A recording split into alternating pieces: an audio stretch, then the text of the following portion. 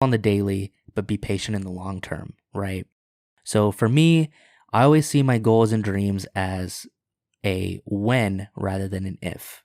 To me, there is no such thing as an if. Welcome to Learn or Be Learned. We either learn from others or others learn from us. The former is able to help us become a better, faster you. Follow me weekly as I dig up stories like a true anthropologist would on one of the 3 series called Guest Conversations, Book Applications, or my Small Talk Explorations. I am your host, Shiva Danshaker, and let's talk. Welcome back, friends. So I want to start off this episode by saying, yes, I know the podcast episodes have been kind of sporadic and not weekly over the last couple months. And I've been actually working on a lot of side projects here for the podcast, and we have a lot of exciting things coming in the next few months. So, stay tuned for that. Okay, I will spoil one of them, okay? So one of the cool things that's happening is I got early access for video podcasts on Spotify. So I think that was a few months ago, and now we're implementing a plan, and I'm talking to some people and getting that onboarded right now. And we should see, a whole new video podcast format for Spotify. And if you don't use Spotify, it'll also be on YouTube and, maybe TikTok and here and there on social media, I guess. But that is super exciting, and I'm really excited to share that in the coming months with you guys. I'm thinking the timeline will probably be somewhere towards the end of the summer, so in a few months. But that is super exciting, and starting now, it should be a fairly more regular weekly posting of episodes. Okay, anyways, without further ado, let's get right into it. And today's episode is on the book 12 and a Half, Leveraging the Emotional Ingredients Necessary for Business Success by Gary Vaynerchuk. Wait. Before you stop the episode and say, okay, well, this is about business, it's not for me. When I actually read this book, it actually applied to personal life just as much as business, if not almost interchangeably. So I honestly would just say this is some 12 ingredients and characteristics that you should incorporate to make yourself successful in life, no matter what you're doing. And particularly, I want to talk about 6 of the 12 that I thought were the most important. So I just want to note quickly that this is going to be less about, the book itself, because the book is formatted in 3 parts, where the first part talks about the 12 characteristics. The second part has like stories and Q&As. And then the third part is tips on, how to become better at a certain characteristic or a certain quality if you're lacking it or weaker in that component, right? But here, I just want to talk about the 6 qualities and how that can better be incorporated into your life and see more personal success. So the first one is actually gratitude. So there is so much to be grateful for in this world. And I know when Jay Shetty says, oh, you can't be in a grateful state of mind and a pessimistic state of mind. And that is so true, right? So I think that's where the power of gratitude comes in, is because it changes your energy as you approach people, as you approach problems, etc. So I actually want to read you this quick snippet from the book that really shows how much we can be grateful for, right?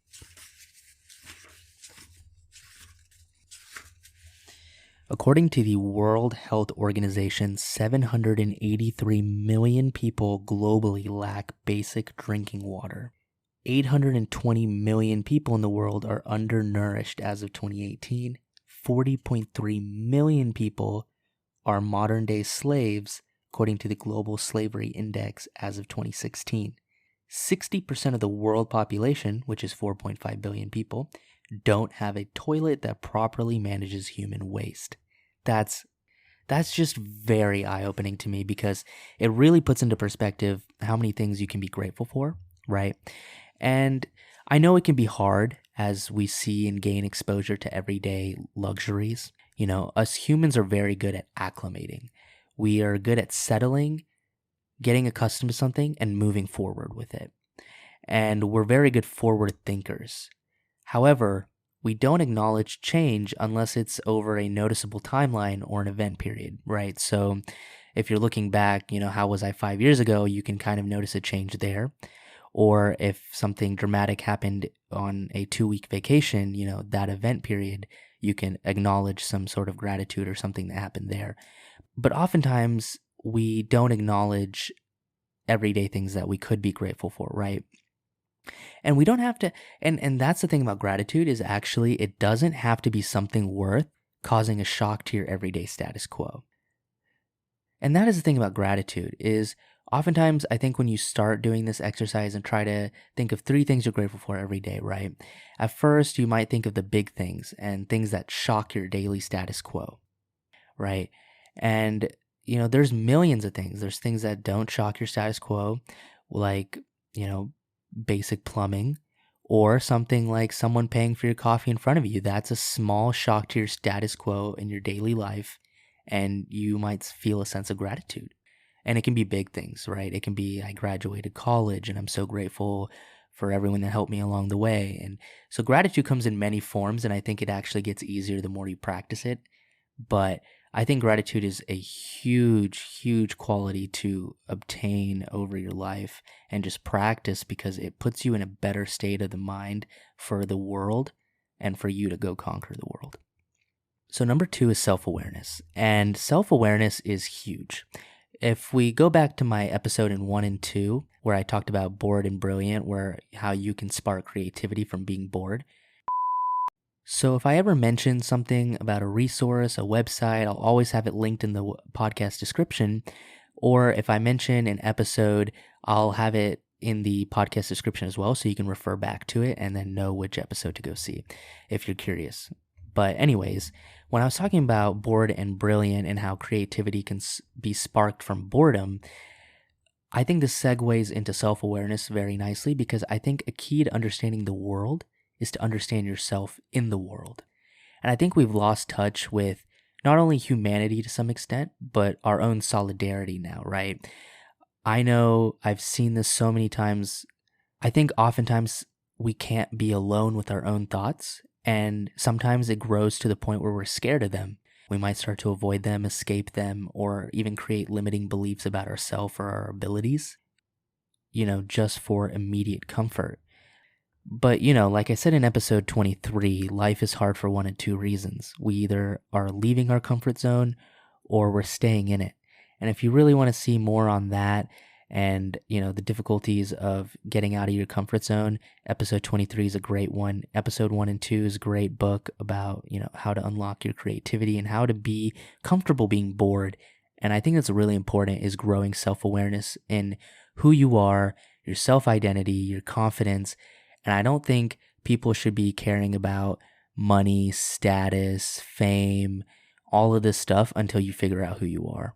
And I think if you look at every truly successful person, the standard of what success is subjective, but, there's some people that are super quote unquote successful, but don't have very many other attributes to offer. But a truly successful person, you can see it. They know themselves. They're confident in who they are. They're confident in that they got there and they're meant to be there, right? So self-awareness is huge. The third one is accountability. You must always be accountable for everything. I think we often try to project and pull the blame onto someone else or something else because it's easier than being accountable for it. Because when you're accountable for it, you can pinpoint something you can do to change that from happening again, right? Even let's say it's something that's not your fault, but if you pinpoint every exact thing that happened towards that event, I think when we start taking accountability for the things that we're doing and things that are even out of our control, that's how you become a leader, right? I think it's crazy because people, when a leader does great, everyone hypes him up, but when a leader does bad or poorly, it's all on you, right? So, and that's where you see that's the quality of a leader, is taking accountability. And successful people take accountability, whether it is in their control or not. But, we're often blamed for things that are out of our control. But honestly, I think you should strive to take control. And yes, there's no such thing as taking full control of your life. But, does a great sailor try to control the ocean or try to control the ship through the waves, right? And the next one is humility.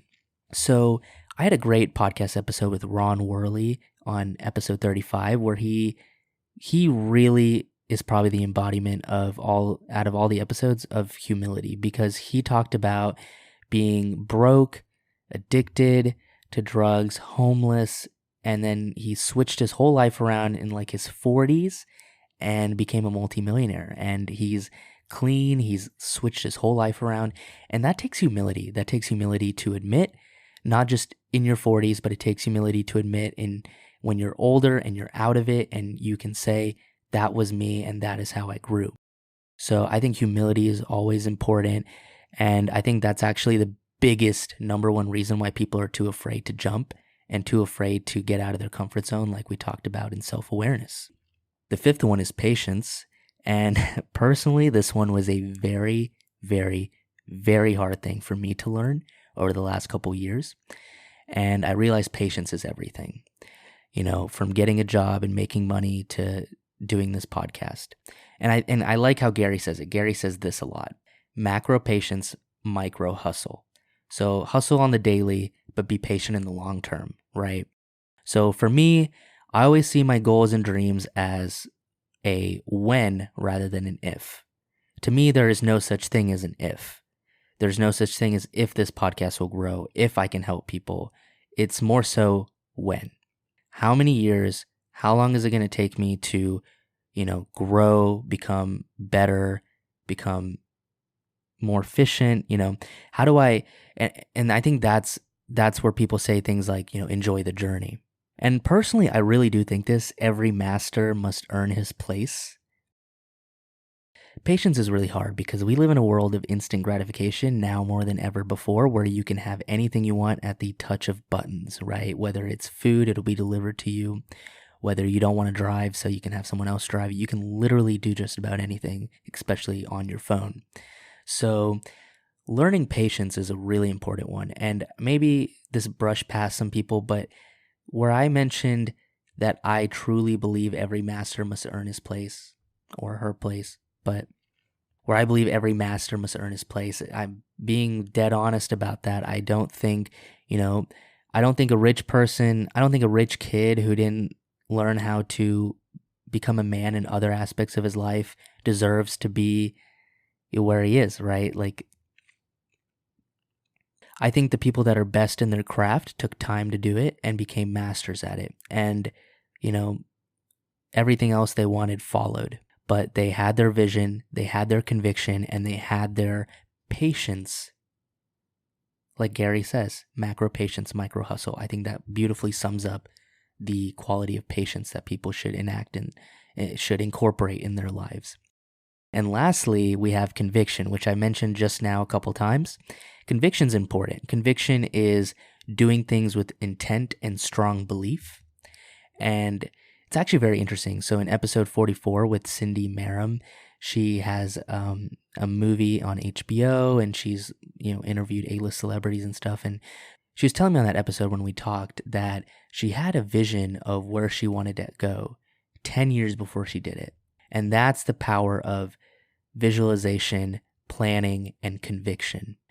For me, when I said it's not if, it's when.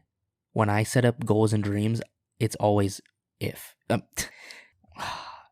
It's always when, not if, right? So just like that, you have to have very strong conviction. You have to truly believe it in yourself. And it's actually very interesting. People think if other people believe in me, I'll believe in myself, and they think that's the way the cycle works. But it's actually, if you believe in yourself very strongly, anyone you talk to about it will actually believe you as well. And that's actually a very good quality of a leader, is having very strong conviction and being the anchor to people's adversity. Funny enough, that's like a title of one of the episodes I did. Let me see here. I think it's episode 47, How to Become an Anchor in Adversity of Thoughts, Pains, and Triumphs. And I think, conviction has a lot to do with that, because when you are strong to your core in what you're doing, you're unstoppable, right? And I think that's actually where things like passion stem from. It's conviction. It's not giving up when things get hard. It's wanting to learn. And there's other qualities in this book where he talked about, curiosity and all these other things. And I do think these are all important, but I really wanted to touch on these six because I think these six can really transform people's lives. And I just wanted to have a kind of little discussion about the book I read. So, and we have some really cool things coming up in the next few months, and I really am looking forward to, helping you guys out even more and growing with you all. And I appreciate every single one of you that watches these to the end. Honestly, you guys are the reason I keep going, and I really, really do appreciate and I am grateful for you all. So thank you so much. And if you guys could leave me, any kind of review or spread the word and help me push this, I am so excited to grow on this journey with you all. And so thank you so much. I'll see you guys on the next episode. And remember, everybody, you either learn from or you're learned from.